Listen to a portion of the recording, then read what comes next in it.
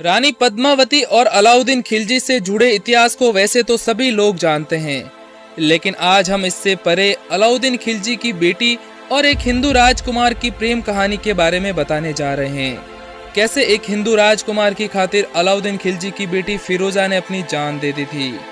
तो वीडियो में बने रहें और हमारे चैनल को सब्सक्राइब जरूर कर दें। इतिहास के पन्नों में अलाउद्दीन खिलजी की बेटी फिरोजा और हिंदू राजकुमार वीरमदेव की प्रेम कहानी का जिक्र मिलता है। बताया जाता है कि जब अलाउद्दीन खिलजी की सेना गुजरात के सोमनाथ मंदिर को खंडित करने के बाद शिवलिंग को लेकर दिल्ली लौट रही थी, तभी जालोर के शासक कानड़ देव चौहान ने शिवलिंग को पाने के लिए मुगलों की सेना पर हमला कर दिया था। इस हमले में अलाउद्दीन खिलजी की सेना को हार का सामना करना पड़ा और अपनी जीत के बाद कानड़ देव ने उस शिवलिंग को जालोर में स्थापित करवा दिया।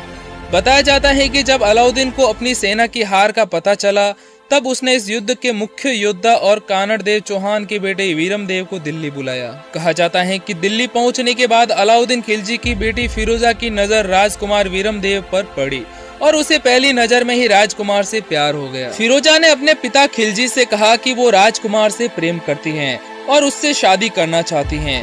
आखिरकार अपनी बेटी के इस जिद के आगे अलाउद्दीन हार गया और उसने अपनी बेटी के रिश्ते का प्रस्ताव वीरमदेव के सामने रखा, जिसके बाद वीरमदेव ने वक्त की नजाकत समझते हुए इस रिश्ते पर विचार करने के लिए कहा, लेकिन जालोर लौटने के बाद इस रिश्ते के लिए मना कर दिया। जब वीरमदेव ने अलाउद्दीन खिलजी की बेटी के रिश्ते का प्रस्ताव ठुकरा दिया, तब गुस्से में आकर अलाउद्दीन ने अपनी सेना के साथ जालोर पर हमला कर दिया।